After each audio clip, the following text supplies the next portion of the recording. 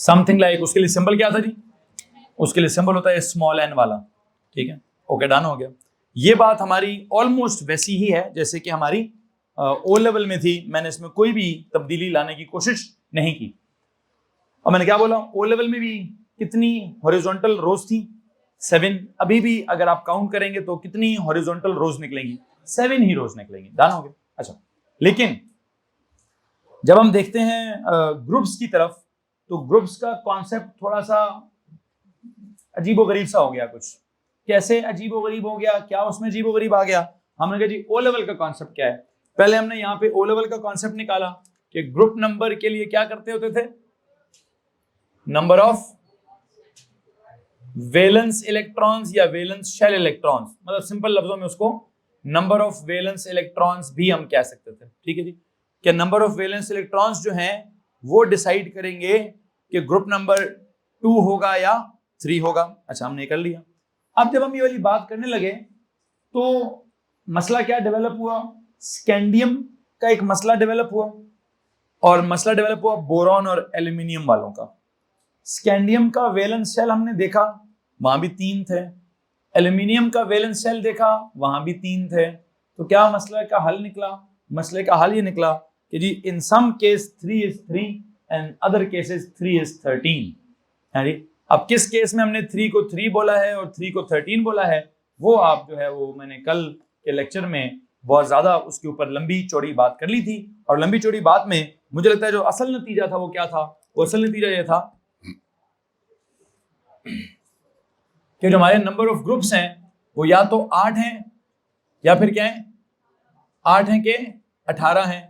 कुछ कहानी के लिए 8 हैं और कुछ कहानी के लिए 18 हैं। अब कौन सी कहानी के लिए हम इसको फॉलो करते थे? अगर हम चेक करें तो आई थिंक हमने ये वाली बात की थी किसके लिए?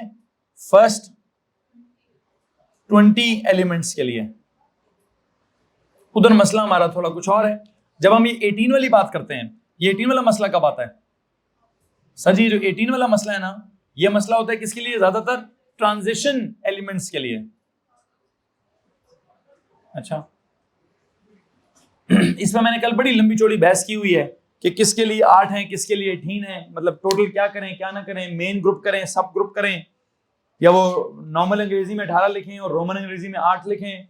जो भी करें जो ना करें, मैंने अपनी तरफ से बड़ी लंबी चौड़ी साइंस आपको सुनाई है। और आपके पास जो आपने प्योर टेबल इवन अपने हाथ से बनाया है, और उसके अंदर हमने जो भी कुछ करना था मैं समझा चुका हूं। आप में से अगर किसी के पास कोई सवाल है इस ग्रुप नंबर के कॉन्सेप्ट को लेकर, अगर कोई सवाल डेवलप हुआ है आपके दिमाग में, तो हाँ आप पूछ सकते हैं। एनीवन प्लीज, किसी के दिमाग में कोई ग्रुप नंबर को लेकर कोई सवाल अगर है तो आप पूछ लीजिए।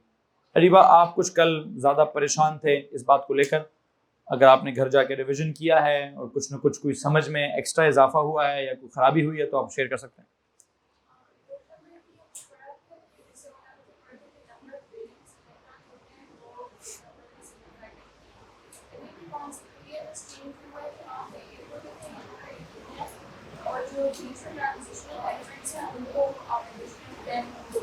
हाँ, वो कहते हैं सर जी मुझे कहानी की समरी ये समझ आई है कि ग्रुप नंबर में ओ लेवल के कॉन्सेप्ट था कि जितने वैलेंस इलेक्ट्रॉन्स होंगे वहां से हमें ग्रुप नंबर पता चलेगा। दोनों का कॉन्सेप्ट सर ऑलमोस्ट यहाँ भी ऑलमोस्ट वैसा ही है, बट फर्क क्या हो गया है? वहां हमारे टोटल ग्रुप्स बने थे 8, यहाँ हमारे टोटल ग्रुप्स बनते हैं 18। फिर यहाँ जो 8 और 18 में जो डेफिसिट है 10 का, वो 10 एक्स्ट्रा क्या है? वो 10 एक्स्ट्रा ट्रांजिशन एलिमेंट्स के वर्टिकल कॉलम्स हैं, जिस वजह से 8 का क्या हो गया है? जिस वजह से 8 का 18 हो गया है। And I think that's it, ठीक है। और उसमें हमने जो बोरॉन और एल्यूमिनियम वाला मसला पढ़ा था कि उसके तो वैलेंस में 3 है, हम उसको क्या बोलेंगे? हम उसको 13 बोलेंगे। तो हमने कहा ठीक है सर जी, ऐसे मसले आते हैं कभी कभार, और फिर हम कहते हैं जी ये कॉन्सेप्ट कोई इतना बड़ा यूनिवर्सल कॉन्सेप्ट नहीं है, हम उस कॉन्सेप्ट को रिप्लेस कर देते हैं किससे? किसी बेहतर कॉन्सेप्ट से उसको रिप्लेस कर देते हैं। अब इस ग्रुप नंबर वाले कॉन्सेप्ट को किस कॉन्सेप्ट से रिप्लेस कर देना चाहिए? I think it should be replaced by the concept of blocks, ठीक है। तो आप ये 3 जो आपके यूं करके कॉलम्स बने हैं, इन कॉलम्स को हम फिलहाल मैं पोस्टपोन कर रहा हूं। मैं इसके कौन कौन सा रह गए?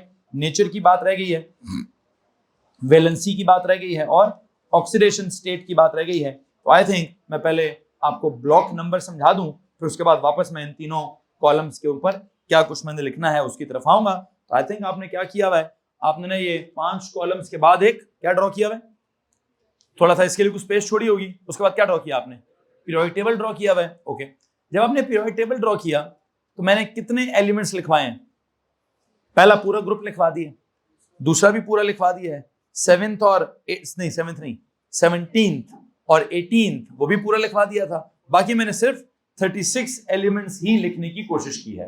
क्रिप्टोन तक मैंने पूरा किया, ग्रुप 1 पूरा एक्सटेंड कर दिया, ग्रुप 2 नीचे कर दिया, 17 नीचे कर दिया और 18 नीचे कर दिया। Okay done. अब मैंने जब मैं हर ग्रुप की बात करता हूं, जब मैं हर ग्रुप की जनरल कॉन्फ़िगरेशन की बात करता हूं, मतलब यही वाली कि जी एंड पर क्या होगा, ओ लेवल का बच्चा कहता है ग्रुप 1 के एंड पर 1 होगा, ग्रुप 2 के एंड पर 2 होंगे, ग्रुप 3 के एंड पर 3 होंगे, ग्रुप 4 के एंड पर 4 होंगे, ग्रुप 5 के एंड पर 5 होंगे, ग्रुप 6 के एंड पर 6 होंगे, ग्रुप 7 के एंड पर 7 होंगे, ग्रुप 8 के एंड पर 8 होंगे। ए लेवल वाला बच्चा ऐसे नहीं कहता, वो कहता है जी ग्रुप 1 के एंड पर होगा NS1, क्या होगा NS1। ग्रुप 2 के एंड पर क्या होगा NS2। ये जो दरमियान वाला ग्रुप 3 है इसके एंड पर क्या होगा NS2 N-1 D1। अब ये मुझसे कल किसी ने पूछा कि सर ये N क्या है तो N-1 क्या है। असल में अगर आप उसकी कॉन्फ़िगरेशन को फॉलो करें तो क्या हो जाएगा, आप वहां देखेंगे आपको स्कैंडियम की कॉन्फ़िगरेशन मिलेगी ऐसे 4s2 3d1। तो 4 बड़ा नंबर है 3, तो हम 4 को कहते हैं N और 3 को कहते हैं N-1। तो 4s2 को कहते हैं NS2, 3d1 को कहते हैं N-1 इंटू d की पावर 1 नहीं है, बस d के अंदर एक इलेक्ट्रॉन, कुछ ऐसे लिखते हैं। तो आई होप आपने पीरियोडिक टेबल के टॉप पर क्या लिखा होगा, जहां पे आपने द पीरियोडिक टेबल बनाया है, मैं उसको दोबारा तो अभी पूरा का पूरा नहीं बनाऊंगा, लेकिन देखता हूं कि मैंने कितना बनाना है कितना नहीं। जिसको आपने ग्रुप नंबर 1 बोला है उसके बाद आपने क्या लिखा होगा NS1। जिसको आपने ग्रुप नंबर 2 बोला है उसके बाद क्या लिखना चाहिए NS2। यहां पे आपको ग्रुप नंबर कौन सा था वैसे, कौन सा वाला, ये लिथियम, सोडियम, पोटेशियम, रुबिडियम और सीजियम। ये कौन सा था, बेरिलियम, मैग्नीशियम, कैल्शियम, स्ट्रोंशियम और बेरियम। अच्छा, यहां कैल्शियम से आगे ना यहां क्या लिखा हुआ है स्कैंडियम। ये कौन सा ग्रुप है, दिस इज ग्रुप नंबर 3। इसके बाद क्या लिखा मैंने NS2 N-1 D1। अगर आप, वैसे तो मुझे ऐसे लिखना चाहिए था, कैसे लिखना चाहिए था ऐसे, लेकिन अगर आप गौर करें तो मैंने बड़ा सोच समझ के क्या किया है, NS2 ऊपर लिखा है, N-1 D1 नीचे लिखा है। फिल करते वक्त क्या होता, फिल करते वक्त पहले वो फिल होता फिर ये फिल होता, लिखते वक्त क्या होता है पहले ये लिखते हैं फिर वो लिखते हैं, मतलब इसका लेवल थोड़ा नीचे होता है उसका लेवल थोड़ा, खैर जो भी मैंने बस जिस तरह से लिखा है मैं आपसे भी चाहता हूं आप भी ऐसे ही लिखें, ठीक है। फिर जो स्कैंडियम के बाद आगे कौन है, टाइटेनियम है। उसके बाद आपने क्या लिखा है NS2 N-1 D2। फिर क्या है, फिर वेनेडियम है, उधर क्या लिखा हुआ आपने NS2 N-1 D3। इसी तरह करते करते करते करते आपने कोई कहानी लिखी हुई है। अच्छा, मैं यहां पे आता हूं किस पर जी, जिंक पर। जिंक के ऊपर क्या है 12। इसके बाद क्या लिखा हुआ आपने NS2 N-1, मतलब उससे पिछले वाला D क्या है पूरा कंप्लीट है, ठीक है जी। तो इस वक्त यहां पे ना ट्रांजिशन एलिमेंट्स की डेफिनेशन भी स्टार्ट होती है। What are transition elements, they are those elements which have partially filled inner D subshell। हालांकि वो कौन है, इनर है। इनर वाले क्या होने चाहिए, कंप्लीट होने चाहिए। इस केस में इनर वाला वो क्या है, वो कभी उसमें 1 है या 1 से लेकर 10 तक कुछ भी है, ठीक है। खैर बार मैं भी A2 में तो नहीं हूं, मैं ट्रांजिशन एलिमेंट्स की डेफिनेशन पे बात नहीं करना चाहता। खैर आपको इतना पता चल गया कि ट्रांजिशन में क्या बुनियादी मसला क्या है, वो मसला आप सबको मैं अंग्रेजी में डिफाइन करूं ना करूं, कॉन्फ़िगरेशन को देखकर you know it very well इसमें क्या प्रॉब्लम चल रही है। इसके बाद जब हम देखते हैं तो आपको बोरॉन के सामने कहीं पर कुछ नजर आता होगा। What is that? Sorry, beryllium के सामने बोरॉन, मैग्नीशियम के सामने एल्यूमिनियम, जिंक के सामने गैलियम। इसके ऊपर क्या लिखा हुआ आपने? 13। इसकी अगर आप कॉन्फ़िगरेशन देखें तो क्या होगा? अब चूंकि इसका पिछले वाला n क्या हो गया, मतलब वैसे तो बेरिलियम को अगर आप देखेंगे तो it would be NS2 NP what NP1। NS2 मतलब इसका होगा 2s2 2p1। इसके एंड पर क्या आएगा? 3s2 3p1। इसके एंड पर क्या आएगा? 4s2 4p1। लेकिन उसके पीछे क्या होगा? 3d10। चूंकि वो कंप्लीट हो गया है तो मुझे उसको मेंशन करने की जरूरत नहीं है। तो यहां पर एंड पर क्या आता है? यहां इसका अगर आप एंड ऑब्जर्व करेंगे तो इसके एंड पर आई थिंक आपको नजर आएगा NS2 NP NP1। ठीक है। इसके बाद जो अगला वाला ग्रुप है वो कौन सा है? बोरॉन के बाद क्या था जी? कार्बन, सिलिकॉन, इसके नीचे क्या? जर्मेनियम। ठीक है। इसका क्या नंबर है? 14। इसके जब आप एंड पे देखते हो तो आपको क्या नजर आएगा? NS2 NP। हालांकि अगर आप कहें कि सर हमने वो आर्गन के हिसाब से कॉन्फ़िगरेशन करनी है या पिछले नोबल गैस के साथ करनी है तो शायद क्या लिखना पड़ जाए इसके लिए? Argon 3d10 4s2 4p1।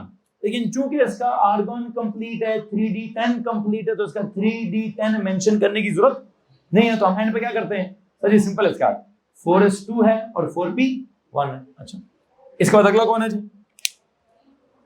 15 पे क्या है? नाइट्रोजन है, फास्फोरस है, आर्सेनिक है। इसका क्या सीन चल रहा है? NS2 NP3। ठीक है। इसके बाद 16 पे कौन है जी? ऑक्सीजन है, सल्फर है, सेलेनियम है। इसका क्या चल रहा है? NS2 NP4। फिर इसके बाद 17 पे कौन है? सर जी फ्लोरीन है, क्लोरीन है, ब्रोमीन है। इसका क्या चल रहा है? NS2 NP5। ओके। इसके बाद क्या है? सर जी फ्लोरीन के आगे कौन है? नियॉन है, इसके ऊपर हीलियम है, नीचे आर्गन है, इधर क्रिप्टॉन है। ये कौन है? Group magnetic. इसके एंड पर क्या होगा? NS2 NP6। ओके जी, ठीक हो गया। सो आपकी इतला के लिए अर्ज ये है कि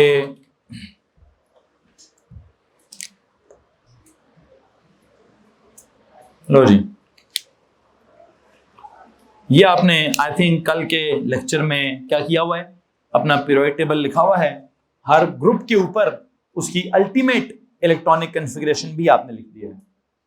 मैं बस आपको इतनी बात बताना चाहता हूं, ये जो आपका ग्रुप नंबर 1 है, कौन है?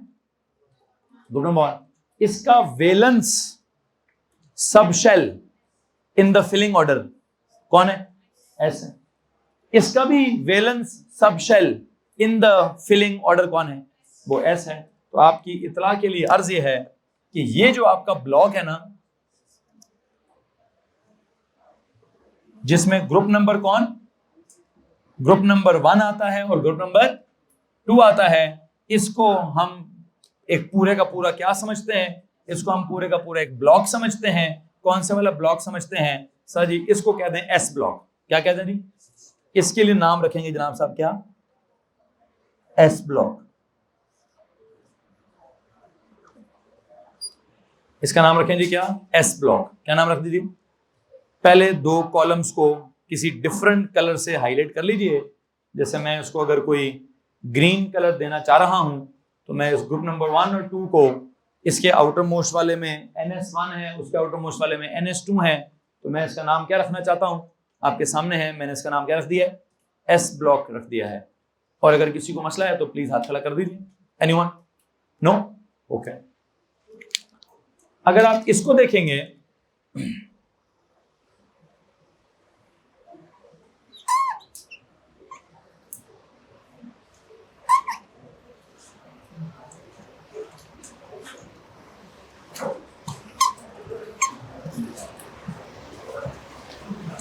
इधर मुझे एक बात बताइए। हाँ जी, क्या? वो एक एक्सेप्शनल होगा, उसको छोड़ें भी फिलहाल। इधर देखें, इसका ये ग्रुप नंबर क्या है? ओ लेवल का ग्रुप नंबर क्या है? ए लेवल का ग्रुप नंबर क्या है? इसके वैलेंस में क्या चल रहा है?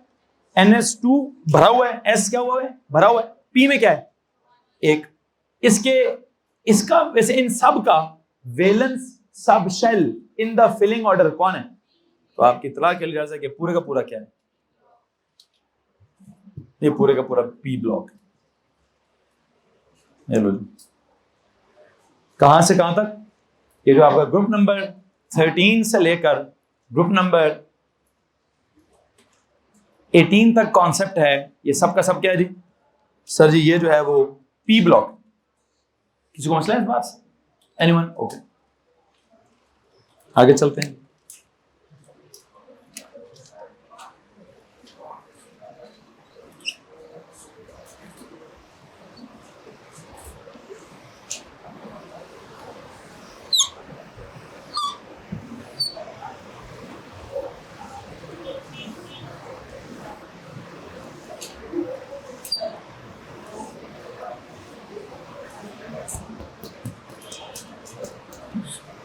ये जो ब्लॉक है, इसमें अगर आप एक बात पे गौर करें तो आप क्या ऑब्जर्व करेंगे? इसका क्या ये S ब्लॉक है? नहीं, P ब्लॉक है। P का तो सर साइंस ही नहीं है, S की फिर थोड़ी बहुत साइंस है। S की साइंस कौन सी है इसके अंदर? फिल करेंगे तो वैलेंस सबशेल कौन है? D। लिखेंगे तो वैलेंस सबशेल कौन है? S। तो किसी हिसाब से S से हल्का फुल्का मिलता जुलता है, लेकिन इसका फिल करते वक्त वैलेंस सबशेल कौन है? डी ब्लॉक है। तो आपकी इतला के लिए अर्ज की जाती है, चूंकि इसका फिल करते वक्त वैलेंस सबशेल डी है, तो दिस इज नोन एज क्या? This is known as D block. This is known as D block. This is known as D block. कौन सा क्वेश्चन इसमें से कुछ शीट में डाला?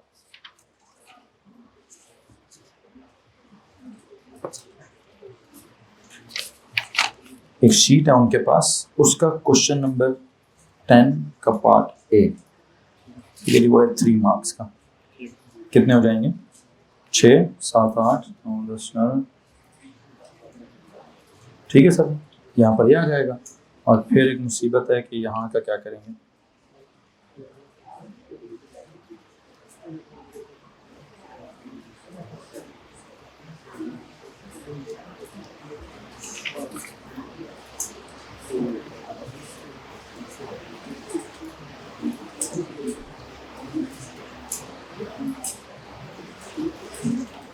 ठीक है, बस पूरा यहाँ रफ वर्क के लिए जगह दे दें, प्रिंट करवा दें सर। क्या बात हो रही है भाई? आपको पता ना फिजिक्स का टेस्ट था आज आपका? क्या कहा था? कब कहा था? क्यों है? ऐसे तो पुत्र मछली मंडी में भी कोई बकवास नहीं करता। ऐसे तो हमारी पाकिस्तान की पार्लियामेंट में होता है, सिर्फ घटिया तरीन दुनिया जहान की पार्लियामेंट। ठीक है, वहां सारे शोर में जाना स्टार्ट कर देते हैं। ठीक है, किसी को कुछ समझ नहीं आता कि कौन सच कह रहा है, कौन हक कह रहा है, कौन झूठ कह रहा है। एक बंदा पहले अपना लीडर चुनिए, पहले अपना। नहीं, ऐसे कैसे? आप लीडर हैं सबके, सबसे पूछ लें भाईजान आपके लीडर कबूल है? नहीं जी भाई, वैसे हमारे यहाँ एक लीडर मुश्किल से ही कबूल होता है। पुत्र आपको गर्ल्स की तरफ से बात की इजाजत दी जाती है? जी पुत्र।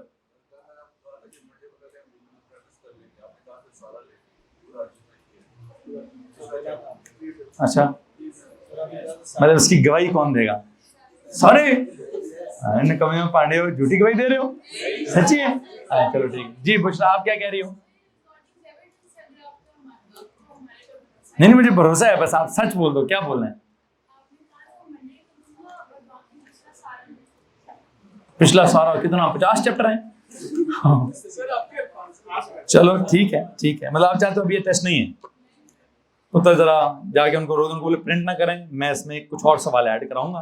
तो मंडे को ये चाहते हैं जरा ज्यादा टेस्ट होना चाहिए। ठीक है जी। सर सबूर आप बैठे बेटा, उनको बोले प्रिंट ना करें सर, रोक दें, आज टेस्ट नहीं है। कब है टेस्ट जी? मंडे को। कहते जी मंडे को देना है। ठीक है जी। खैर बहरहाल वापस आए जी, अपने टॉपिक पर आए। आप देख रहे हैं कि क्या फिनोमेना चल रहा है। मैंने पहले 2 ग्रुप्स को मिलाकर क्या बोल दिया? एस ब्लॉक बोल दिया। अगले 10 ग्रुप्स को मिलाकर क्या बोल दिया? डी ब्लॉक बोल दिया है। उससे अगले 6 कितने 13 चला 6 ग्रुप्स, उन 6 ग्रुप्स को क्या बोल दिए? पी ब्लॉक बोल दिया है। ऐसे एक एस ब्लॉक हो गया, एक पी हो गया, एक डी हो गया, तो एफ भी तो होता होगा। हाँ होता है, पता किधर है? वो बिल्कुल नीचे कोई एक्स्ट्रा उसने 2 रोज बनाई हुई है। अगर आप असल वाला पीरियड टेबल खोलें जिधर असल वाला पीरियड टेबल खोलें, वहां पता नहीं किसी को लेंथेनॉइड कहता है और किसी को एक्टिनॉइड कहता है। एक्चुअली पता वो क्या बताना चाह रहा है? दिखाओ जी। वो ये कहना चाहता है कि भाईजान आपका पूरा पीरियड टेबल सीधा चल रहा है। कैसे चल रहा है? जब आप जाते हैं 57th एलिमेंट पर, किस पर जाते हैं? 57th element. Can you please tell me the name of 57th element? That is lanthanum. क्या? लैंथनम। ओके, लैंथनम का एटॉमिक नंबर बताएंगे 57। जरा एक बात सुनिएगा गौर से, लैंथनम का एटॉमिक नंबर है 57। ओके, वैसे तो हमें इलेक्ट्रॉनिक कॉन्फ़िगरेशन कितनी आनी चाहिए? 36 एलिमेंट्स की आनी चाहिए। मामा थोड़ा सा उस कोड के ना इस तरफ शिफ्ट करें। वैसे तो कितनी होनी चाहिए? 37 की, 36 की। लेकिन अभी क्या हो रहा है? कर दो, थोड़ा सा चेंज कर दो। अभी मैं क्या करना चाहता हूं? हाँ, और बस ठीक है, थैंक यू। अभी मैं क्या चाहता हूं जी? एक एलिमेंट है 57, मैं इसकी इलेक्ट्रॉनिक कॉन्फ़िगरेशन आपको कराना चाहता हूं। और मैं इसके बारे में आपको एक बात बताना चाहता हूं कि इसका जो फिलिंग ऑर्डर है, इसके एंड पर आखिरी कौन आ रहा है? मतलब होना आपको लगता है कि ये डी ब्लॉक का है, चेक करते हैं कि इसके एंड पर डी आ रहा है कि नहीं आ रहा है। आपको ऑर्डर याद है यार? स्कूल क्या था वो? School public school, divisional public school, फिर फेडरल। देखते हैं बस, फेडरल, डिविजनल। ओके, ये क्या जी? 1:2, 2:2, 2p6, 3:2, 3p6, 4:2, 3d10, 4p6, 5:2, 4d10, 5p6, 6:2। कितने हो गए ये? 2 और 2 4, 4 और 6 10 और 2 12 और 6 18 और 2 20 और 10 30 और 6 36 2 38 10 48 48। ठीक है, 48 और 6 54 प्लस 2 56। क्या चाहिए? 57। देयर यू गो, एक इसमें आ गया। अभी कौन सा वाला एफ है? दिस इज 4th वाला एफ है। हाँ जी, तो समझ आ रहा है कि नहीं आ रहा है? इसकी जब आपने कॉन्फ़िगरेशन की तो इसका वैलेंस सब शेल कौन है? सर जी इसका वैलेंस सब शेल वो तो एफ है। सिर्फ इसका नहीं, और किसका? इस जैसे बहुत सारों का। कितने सारे? 57 से लेकर 71 तक। कितने होते हैं? 14। इन 14 के साथ क्या मसला हो रहा है? जब तक ये वाला एफ नहीं भरता अब आगे नहीं जाएंगे। तो कहने का मतलब ये है, इसकी इलेक्ट्रॉनिक कॉन्फ़िगरेशन करो तो वैलेंस सब shell in the filling order क्या आता है? वैलेंस सब shell in the filling order क्या होता है? सर जी इसकी जरा ओरिएंटेशन ठीक कर दें प्लीज। वैलेंस सब shell in the filling order कौन होता है? एफ होता है। तो ब्लॉक कौन सा है? एफ ब्लॉक है भाई। बात मेरी समझ आ रही कि नहीं आ रही है? आई थिंक आपको इतनी बात समझ आ जानी चाहिए कि ब्लॉक हमें कहां से पता चलता है। वैलेंस सब shell in the writing order या फिलिंग ऑर्डर? पहला ऑर्डर कौन सा होता है? फिलिंग ऑर्डर वाला जो वैलेंस सब शेल है ना, वो आपका कौन होता है? वो आपका ब्लॉक आइडेंटिफाई करता है। तो एक काम करेंगे सो यू नो इस जो आपने टेबल बनाया है, टेबल के नीचे एक सवाल लिखें, व्हाट आइडेंटिफाइज द ब्लॉक। एक सवाल लिखें, what identifies the block of an element. How to identify the block of an element. जहां पे टेबल खत्म होता है, टेबल के बिल्कुल एंड पे लिखें। एक तरफ लिखा है एस ब्लॉक लिखा है, एक तरफ आपने पी ब्लॉक लिख दिया, एक तरफ आपने डी ब्लॉक लिख दिया है। मैं भी एफ ब्लॉक का भी जिक्र करने लगा हूं, लेकिन उससे पहले मैं क्या लिखना चाहता हूं? What identifies the block of an element. जवाब क्या लिखेंगे? द वैलेंस सब shell in the filling order. The valence सब shell in the filling order. The valence subshell या तो लिखा है what identifies the block of an element या how to identify the block of an element, दोनों में से कुछ भी अंग्रेजी लिखते हैं, व्हाट या हाउ। जवाब क्या है? द वैलेंस सब shell in the filling order, the valence सब shell in the filling order, the valence सब shell in the filling order, the valence सब shell in the filling order. यहां तक अगर किसी को मसला है तो प्लीज हाथ खड़ा कर दीजिए। एनीवन? ओके। अब जब आप ये valence subshell in the filling order की आपने बात कर दी, तो आई थिंक मैं आपको बता चुका हूं कि हमारे पास ये वाला जो ब्लॉक है, ये वाला कौन सा ब्लॉक है जी? सर ये जो पहला ग्रुप और दूसरा ग्रुप है, इसका कौन सा ब्लॉक है? यस ब्लॉक है। क्यों जी? इसका जब आप फिलिंग ऑर्डर करेंगे तो एंड पर आएगा, एंड पर ऐसा आएगा। फिर जब हम इस वाले की बात करते हैं, इसमें क्या चल रहा है? सर ये जो सारी जगह है, इधर जितने भी एलिमेंट्स हैं, इनकी जब आपने कॉन्फ़िगरेशन की फिलिंग ऑर्डर में, इनके एंड पर क्या आएगा? सर जी फिलिंग ऑर्डर में इनके एंड पर डी आएगा, तो ये कौन होगा? ये डी ब्लॉक होगा। अच्छा इधर जो है, कहां? इधर है 57, इधर 57 किधर है? आई थिंक या यहां है, या दिखाओ पेपर टेबल दिखाएं। 57 किसके नीचे है जी? स्कैंडियम के नीचे जाता है। 1 2 3 4, 1 2 यहां पे। आई थिंक कहीं यहां पे एक स्टार है और कहीं यहां पे एक हैशटैग का निशान लगा हुआ है। यहां वो जो स्टार और हैशटैग का निशान है, वो ना तो नीला है, ना वो लाल है, ना वो सब्ज है, वो किसी और कलर का है। क्यों? उनकी जब आप इलेक्ट्रॉनिक कॉन्फ़िगरेशन करते हैं तो उनका valence subshell in the filling order क्या आता है? एफ आता है। तो वो क्या है? दैट मेक्स अप क्या? The F block. तो काम कीजिए, इस जुमले के बाद जो आपने जवाब लिखे थे, the lanthanoids and the actinoids, the lanthanoids and the actinoids make up what? The F block. The lanthanoids and the actinoids, the lanthanoids and the actinoids make up what? Make up the F block. Make up the F block. Make up the F block of the periodic table. Make up the F block of the periodic table.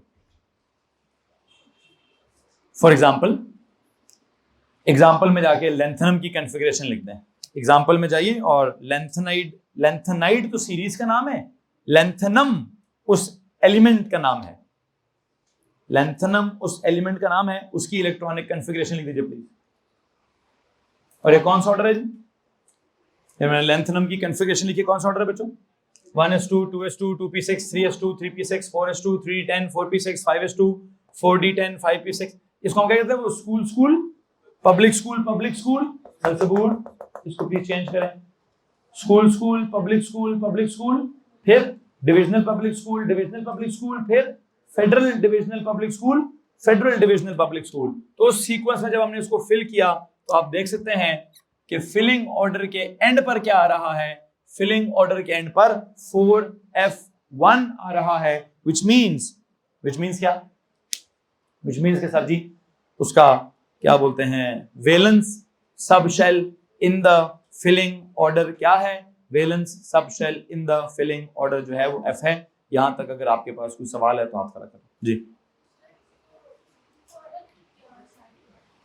हम तो block ही खराब कर रहे हैं, वो हमारा क्या करें? उनको डी ब्लॉक में रखूं? नहीं ना, उनका वैलेंस सबशेल डी है क्या एफ है? तो आपने देखा आप कितना क्लासिफाई किया उन्होंने पीरियोडिक टेबल को। मतलब आपको लगता था ग्रुप के हिसाब से गिचमिच हो गया है, तो उन्होंने ग्रुप्स को कहा जी गोली मारो, किस हिसाब से अरेंज करो? ब्लॉक्स बना डालो। क्या बना डालो? ब्लॉक्स बना दिए। अब इसमें ब्लॉक्स बनाए हैं, एक पूरा एस ब्लॉक हो गया। यहां कोई भी ऐसा नहीं है सर जी, लगा लें, यहां कोई भी ऐसा नहीं है। फिलिंग ऑर्डर एफ आ गया, उन्होंने कहा नहीं यार उनको उठाओ, उनको उठाकर उनके किधर रख दिए? बिल्कुल अलग रख दिया है। लेंथनॉइड्स और एक्टिनॉइड्स की 2 रोज बना दिए हैं। हालांकि होना क्या चाहिए था? ये 57 है, यहां क्या होना चाहिए? 58 होना चाहिए। तो उन्होंने क्या क्लासिफिकेशन, उन्होंने बीच में से 57 से लेकर कहां तक? 71 तक बीच में से निकाल ही दिए। तो यहां कौन आ गए? 72 लिखा हुआ है, यहां क्या लिखा हुआ है? क्यों? तो ना जी 1 2 3 को गोली मारो, किसको फॉलो करो?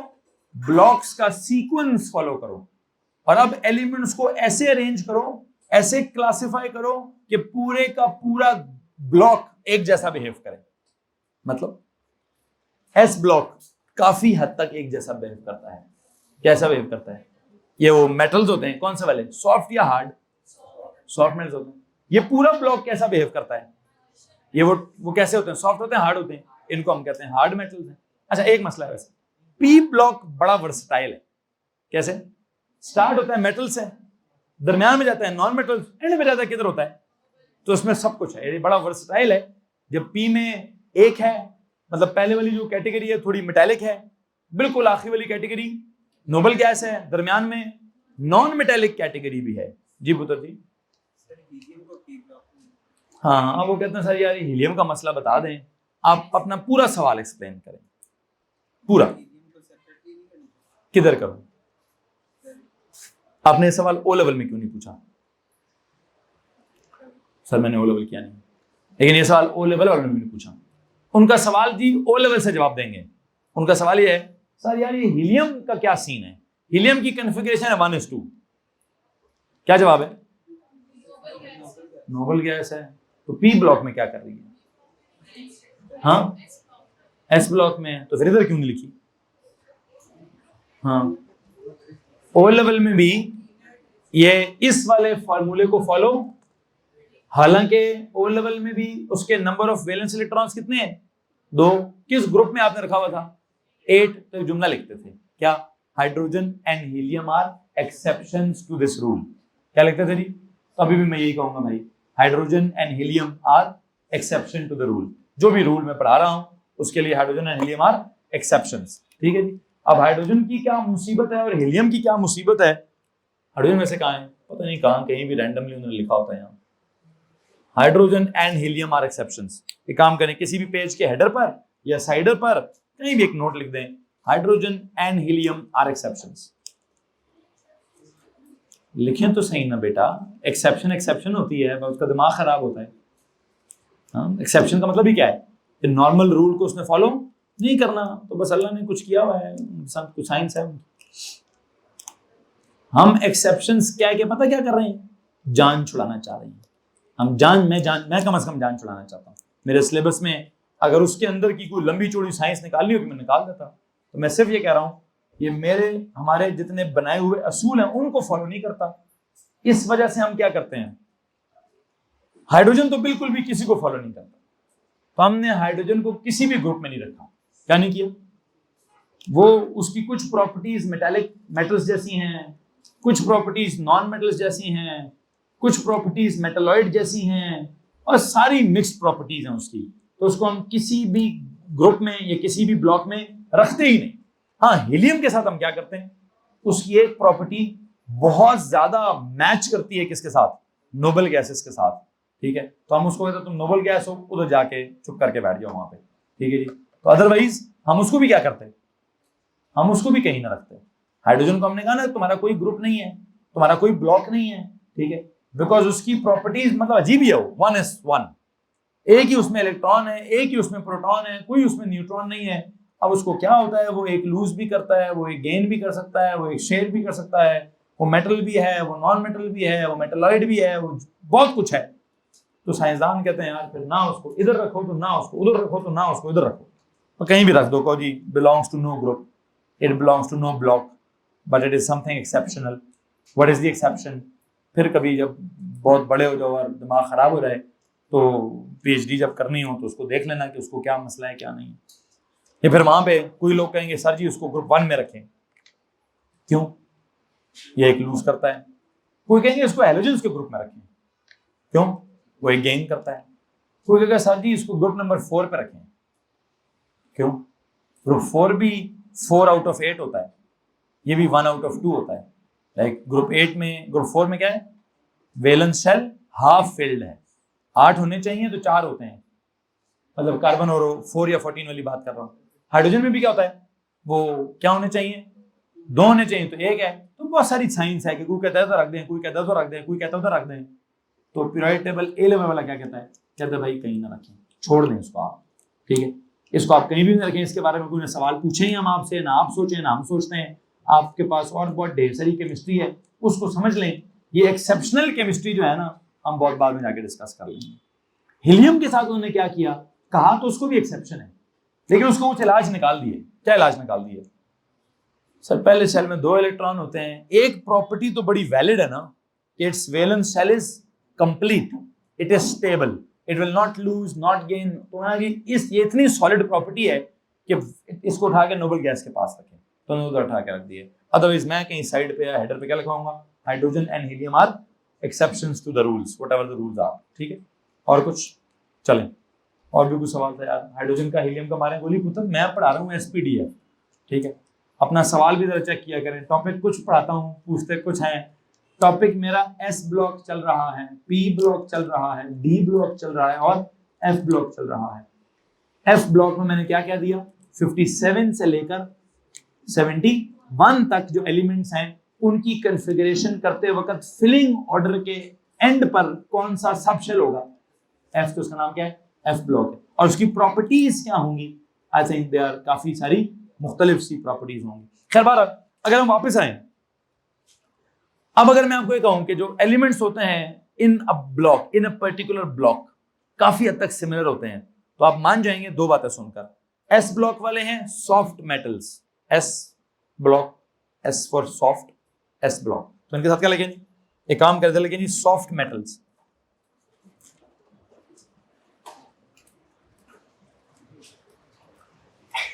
एस ब्लॉक, वैसे तो एस का मतलब कुछ और है, लेकिन यहां मैं एस का मतलब क्या निकाल रहा हूं, एस फॉर सॉफ्ट मेटल्स। अच्छा, डी ब्लॉक के साथ मैं क्या मतलब निकालूंगा, हार्ड मेटल्स। क्या, चलो डी फॉर डेंस कर लें, या पहला वाला डी ले लें या आखिरी वाला डी ले लें, हार्ड का आखिरी वाला डी ले लें। उधर एस का पहले वाला एस को सॉफ्ट कर लिया, हार्ड का डी, या हार्ड मेटल्स कह दें, या क्या कहना चाहते हैं आप, हाँ डेंस कहना चाहते हैं तो डेंस कहते हैं, डेंस मेटल्स जिनकी डेंसिटी बहुत ज्यादा होती है। वैसे तो सॉफ्ट वालों की डेंसिटी कितनी होती है, कितनी कम, वाटर से कम होती है। मतलब वाटर पे क्या करते हैं सर जी, वाटर पे फ्लोट करते हैं। क्या करते हैं वाटर पे, ये डी ब्लॉक वाले क्या करते हैं, ये वाटर में बड़े आराम से सिंक करते हैं। ठीक है जी, तो उसको हार्ड कहें या डेंस कहें आपकी मर्जी। पी ब्लॉक का जो मसला है ना, पी ब्लॉक बहुत वर्सेटाइल है। क्या वर्सेटिलिटी है इसकी, सर जी स्टार्ट होता है एल्यूमिनियम टाइप मेटल से, एंड होता है आर्गॉन क्रिप्टॉन टाइप क्या कहते हैं नोबल गैसेस से। आई थिंक इसको क्या कहूं, इसको यहां पे लिखें सर जी वर्सेटाइल ब्लॉक।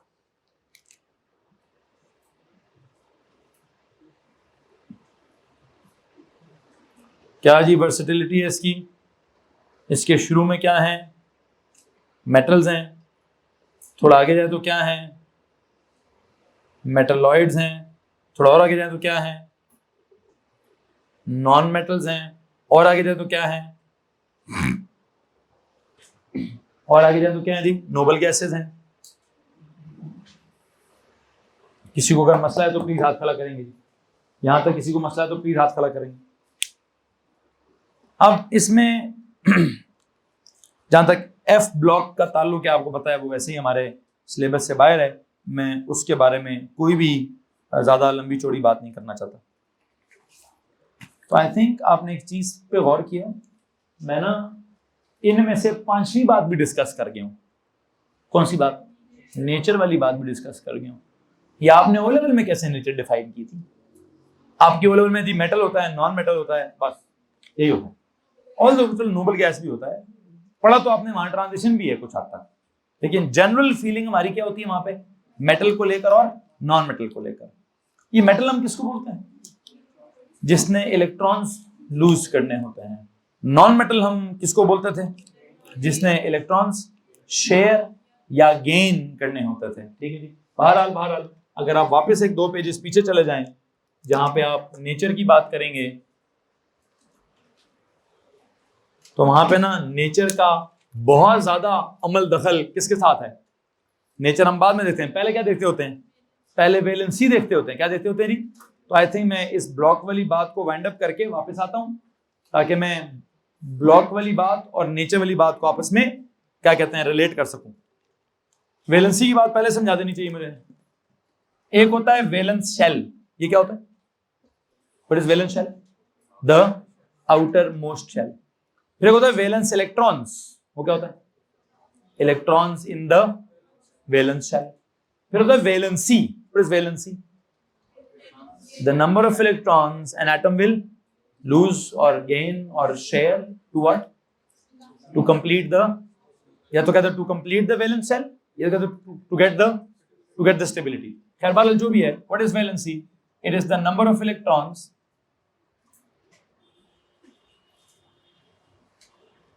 या electrons an atom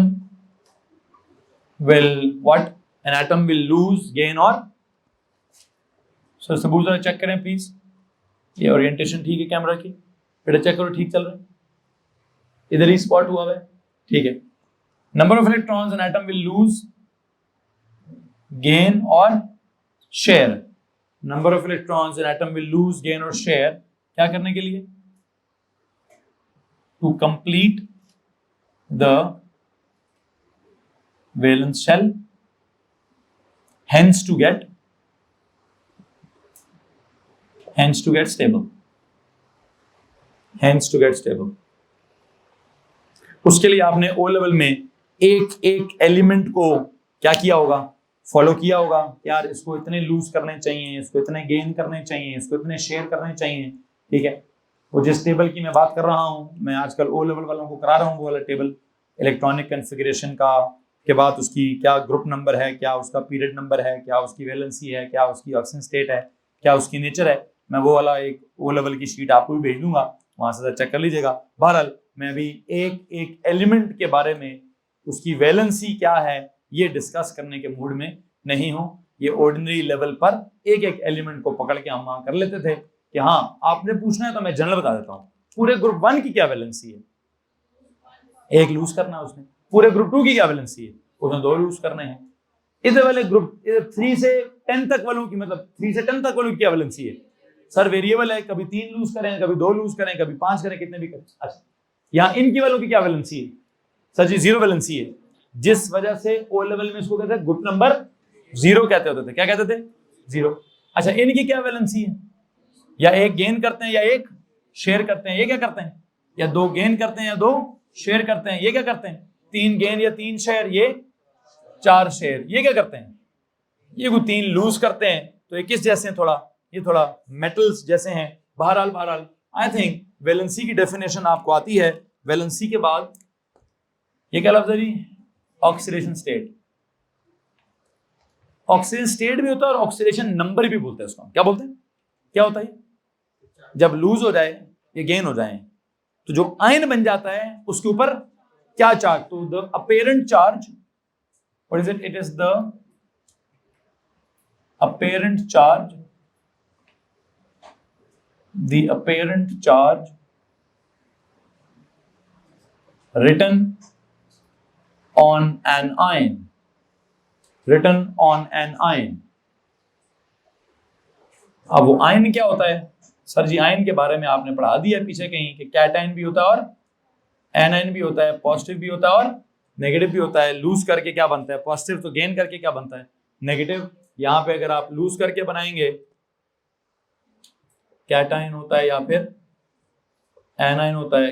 कैटायन क्या होता है? पॉजिटिवली चार्ज्ड होता है. एनायन क्या होता है? नेगेटिवली चार्ज्ड होता है. ये कैसे बनता है? ये लॉस से बनता है. ये कैसे बनता है? खैर ये सारी बातें लिखने की जरूरत नहीं है, आपको पहले से पता है. अब अगर हम अगली बात करें नेचर वाली, तो नेचर में क्या कॉन्सेप्ट था? सर जी नेचर में हमने पढ़ी थी मेटल होगा या नॉन मेटल होगा, या बताएं जनाब. नेचर में मेटल कौन होता था? जिसने क्या करना होता है? जिसने इलेक्ट्रॉन्स लूज करने होते हैं. इट लूजेस इलेक्ट्रॉन या इलेक्ट्रॉन्स. ये पहली नेचर होगी. मतलब मेटल हमेशा क्या करेगा? इलेक्ट्रॉन्स अपने आप में से लूज करेगा. और क्या चार्ज आएगा उसके ऊपर? अगर 1 लूज किया तो 1+, 2 लूज किया तो 2+, x लूज किया तो x+. दूसरी नेचर क्या होती थी? Non metal. ये नॉन मेटल क्या करते हैं? सर जी ये या तो गेन करते थे या गेन और शेयर इलेक्ट्रॉन या इलेक्ट्रॉन्स. मिसाल के तौर पर अगर कोई नॉन मेटल है, उसने क्या किया है? गेन किए इलेक्ट्रॉन्स. कितने? 1 इलेक्ट्रॉन गेन किया तो 1 नेगेटिव, 2 इलेक्ट्रॉन्स गेन किया तो 2 नेगेटिव, y इलेक्ट्रॉन्स गेन किया तो y नेगेटिव. उसके ऊपर ऑक्सीडेशन स्टेट आ जाती थी। और जो तीसरी नेचर होती थी वो क्या होती थी? That was noble gas. और नोबल गैस का क्या सीन पड़ा है सर जी? नोबल गैस का सीन ये पड़ा है कि उसने क्या करना है? जीरो वैलेंसी, ना लूज करना है, ना गेन करना है, ना शेयर करना है। उसने क्या करना है? उसकी जीरो वैलेंसी है जी। तो भाई यहां तक अगर किसी को परेशानी है तो प्लीज हाथ खड़ा कर दीजिए। ये वो सारी बातें हैं जो आपके इधर पढ़ते हैं, जो आपने ओ लेवल में पढ़ी हुई हैं। ये वो सारी बातें हैं जो आपने ओ लेवल के अंदर पढ़ी हुई हैं। तो सवाल अगर आपके पास है तो प्लीज प्लीज प्लीज हाथ खड़ा कर दीजिए। आपके जो मैंने 5-6 कॉलम्स बनाए हुए हैं, आई थिंक ऑर्डिनरी लेवल के हिसाब से मैंने 500 कॉलम्स बराबर कर दिए हैं। जितनी नॉलेज आपको देनी थी मैं दे चुका हूं। अब अगर मैं वापस आऊं किसकी तरफ? ये हमारा ऑर्डिनरी लेवल का नॉलेज हो गया। जैसे यहाँ सवाल है, ये इतना ऑर्डिनरी है कि ओ लेवल में बड़ी डिटेल से पढ़ाया जाता है। ठीक है, मैं आजकल पढ़ा रहा हूँ, गॉली फलीफ करके पढ़ाना पड़ता है।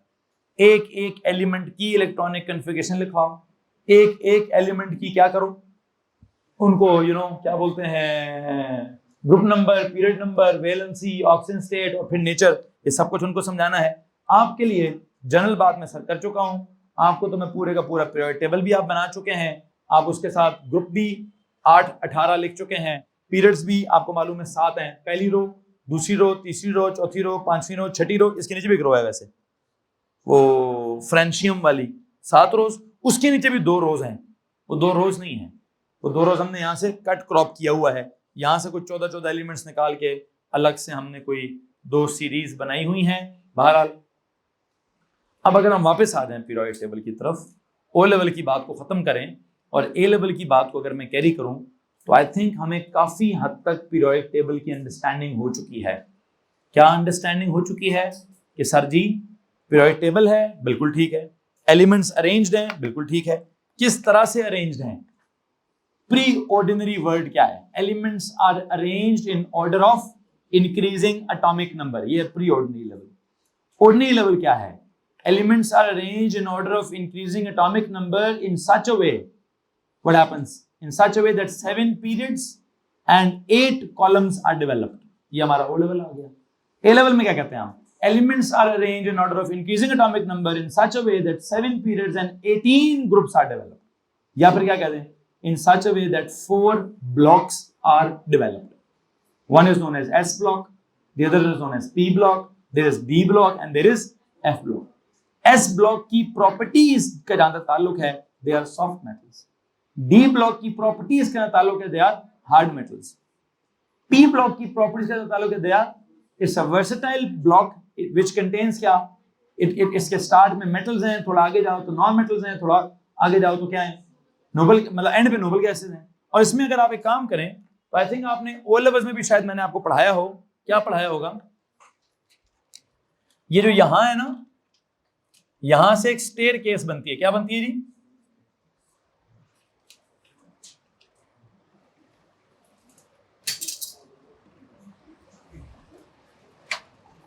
इधर एक स्टेयर केस बनाओ जी ऐसे। कहां से जनाब साहब?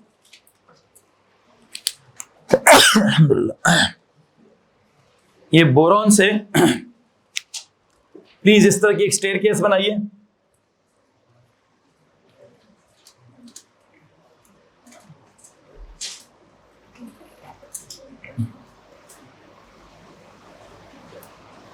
ये मैं आपको पी ब्लॉक की वर्सेटिलिटी समझाने लगा हूं।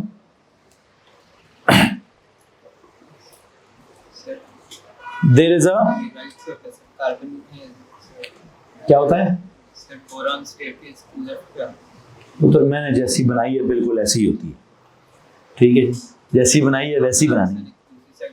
क्या होता है? मैं दोबारा कह रहा हूं, मैंने जैसी बनाई है बिल्कुल सही बनाई है। तो जो बना रहा हूं प्लीज वो बना दीजिए। ठीक है।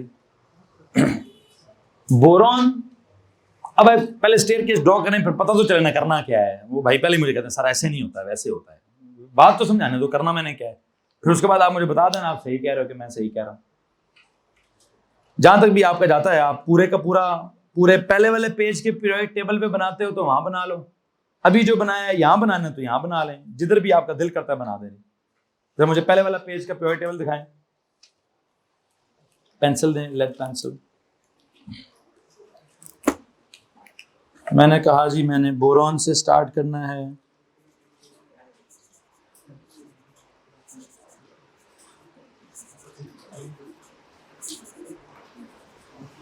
जी पुत्र जी, जब मैंने असल वाले पीरियोडिक टेबल बनाया है तो वो बी से स्टार्ट हुआ तो वो एंड तक चला गया। बड़ा सिमेट्रिकली एक पूरी स्टेयरकेस मेरे पास बनी है। तो बराए मेहरबानी जैसे मैंने बनाई है वैसे बना लें। ये मैंने यहाँ से स्टार्ट किया, यूं गया, फिर यूं आया, फिर यूं गया, फिर यूं आया, फिर यूं गया, फिर यूं आया, फिर यूं गया, फिर यूं आया, फिर वो गया, फिर यूं आया और फिर वो गया। तो यहाँ से मैंने स्टार्ट किया है, यहाँ पे जाके मेरी स्टेयरकेस ने खुद को एंड किया है। तो बराए मेहरबानी क्या करें, इस तरह से ड्रॉ करें। और अब मुझसे पूछें सारी ये कौन सी सीढ़ियाँ लगा दी हैं आपने, यहाँ किस खुशी में सीढ़ियाँ लगा दी हैं? ये सीढ़ियाँ नहीं हैं, ये एक बाउंड्री है। किस चीज़ की बाउंड्री है? इसके एक तरफ पाकिस्तानी है, इसके दूसरी तरफ हिंदुस्तानी है और इसके दरमियान में कश्मीरी है। ठीक है, बल्कि नहीं, ऐसे नहीं समझ आएगा। इसकी एक तरफ पाकिस्तानी है, इसके दूसरी तरफ अफगानी है और दरमियान में पठान है जी। हाँ, ड्यूरेंट लाइन जो है जहाँ पे लोग रहते हैं वो कहते हैं जी हम पाकिस्तानी भी हैं और हम अफगानी भी हैं। हमने ख्वाचा एक शादी पाकिस्तान में की हुई और एक शादी हमने अफगानिस्तान में की हुई। ठीक है जी। उनको बॉर्डर की वजह से जितनी तंगी है जिंदगी में ये आप सोच भी नहीं सकते हैं। ठीक है, और उनकी वजह से हमें भी जितनी तंगी है ये हम भी हमने खैर बाढ़ लगा दी है कि तुम भाई यहाँ काम कारोबार के लिए आओ या तुम शादियों के लिए आओ तब तो हमें मसला नहीं है। तुम जो बम बारूद या यहाँ साथ में चरस शरस भी ले आते हो ये इससे हमें बहुत बड़ा मसला है। तो वो बॉर्डर का जो मसला है वहाँ क्या चल रहा है, बॉर्डर से थोड़ा इधर के दूर सारे पाकिस्तानी, बॉर्डर से उधर दूर सारे अफगानी। ये बॉर्डर के आसपास वाले इनको अजीब मसला है, ये कहते हैं हम इधर के भी हैं और हम उधर के भी हैं। इनकी डुअल नेशनैलिटी। एग्जैक्टली। तो इधर भी यही मसला है भाई। बॉर्डर से बिल्कुल लेफ्ट पे सारे के सारे मेटल्स, बॉर्डर के बिल्कुल राइट पे सारे के सारे non metals, and those elements जो बॉर्डर के साथ साथ चलते हैं, what about those elements, they are आधे इधर वाले तो आधे, ये इधर वाले क्या होते हैं मेटल, उधर वाले क्या होते हैं नॉन मेटल। तो बॉर्डर वाले क्या होंगे, they are known as Pathan. Pathan नाम नहीं है इनका, इनका नाम है मेटलॉइड्स। क्या नाम है जी, ये मेटलॉइड्स हैं। मेटलॉइड्स का मतलब क्या होता है, कभी इनका दिल करे तो ये पाकिस्तानी बन जाते हैं, कभी इनका दिल करे तो ये अफगानी कल्चर रिप्रेजेंट करते हैं। तो ये कभी कभार कुछ इनकी प्रॉपर्टीज मेटल्स जैसी हैं, कुछ इनकी प्रॉपर्टीज और पता है कौन से हैं, जो स्टेयर केस को टच करते हैं। जरा प्लीज बताइए कि स्टेयर केस को टच कौन कौन करता है। यू नो, ये बोरॉन टच करता है, फिर एल्यूमिनियम टच करता है, यहां से सिलिकॉन टच करता है, ये जर्मेनियम टच करता है, यहां से आर्सेनिक टच करता है। इसके नीचे क्या है, एंटीमनी का क्या सिंबल है, Sb, वो भी क्या है जी। फिर यहां पे क्या है, हाँ जी, व्हाटएवर जो भी खाए जाने दो, आगे चलो। अब मुझे एक बात बताएं, ये जो बिल्कुल बाउंड्री के साथ साथ हैं, आई होप आपने, चलो और कुछ ना सही, आपने सिलिकॉन और जर्मेनियम तो पढ़ा हुआ है ना। आप में से कौन कौन वो पढ़ता है, कौन कौन, बल्कि नहीं ओ लेवल में किसी ने कंप्यूटर पढ़ा हुआ है, एनीवन, 2-3 ने पढ़ा हुआ है। वो कुछ सेमीकंडक्टर्स टाइप चीजें होती हैं, नहीं वो सेमीकंडक्टर नहीं पढ़ा हुआ। कौन से एलिमेंट्स हैं जो सेमीकंडक्टर होते हैं, वो जो चिप्स होती हैं, पता नहीं क्या होता है, सिलिकॉन की बनी होती हैं या सिलिकॉन की होती हैं, या चिप्स खाने वाले चिप्स नहीं भाई, मुस्कुराने लगे कहते ऐसे ऐसे कर रहे हैं, वो वाले चिप्स नहीं भाई।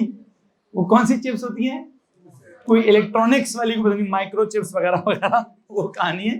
खैर जो भी है वो सिलिकॉन की बनी, वो क्या होते हैं सेमीकंडक्टर्स। क्या what is mean by semiconductors, एक होता है प्रॉपर कंडक्टर्स, वो कौन होते हैं मेटल्स। ये नॉन मेटल्स क्या होते हैं नॉन कंडक्टर्स। तो दरमियान में क्या है सेमीकंडक्टर्स, ये कौन है मेटलॉइड्स होते हैं। क्या होते हैं, इनके अंदर मेटल की खसूसियत भी है। और खैर किस किस के अंदर है, आप कहेंगे सर एल्यूमिनियम, जी जनाब साहब, वो मैं पढ़ाऊंगा भी आपको, आगे नहीं पढ़ाना, मैं बस आपको एल्यूमिनियम के बारे में क्या पढ़ाऊंगा। आपको ओ लेवल में पढ़ाया गया कि एल्यूमिनियम प्योर मेटल है। क्या पढ़ाया गया, तो मेटल के बारे में तो हम सुनते हैं सर जी, अभी वैसे बोल सकता हूं सारे कंपाउंड्स आयनिक होते हैं। क्या होते हैं, मैं एल्यूमिनियम का एक कंपाउंड पढ़ाऊंगा जो कोवलेंट होगा। वो भाई ने एक नाम भी ले लिया है कि उसने सुन लिया अगले किसी चैप्टर में, एक कंपाउंड है एल्यूमिनियम का, वो आयनिक नहीं है, वो कैसे है, वो कोवलेंट है, मॉलिक्यूल बनता है, वो शेयरिंग होती है वहां पे। क्या होती है, तो एल्यूमिनियम की sharing, aluminium will share electrons. तो ये मेटालिक बिहेवियर है, नहीं भाई ये मेटालिक बिहेवियर नहीं है, ये कैसा बिहेवियर है, ये नॉन मेटालिक बिहेवियर है। हाँ, एल्यूमिनियम विल कंडक्ट इलेक्ट्रिसिटी, ये कौन सा बिहेवियर है? ये इसका मेटालिक बिहेवियर है।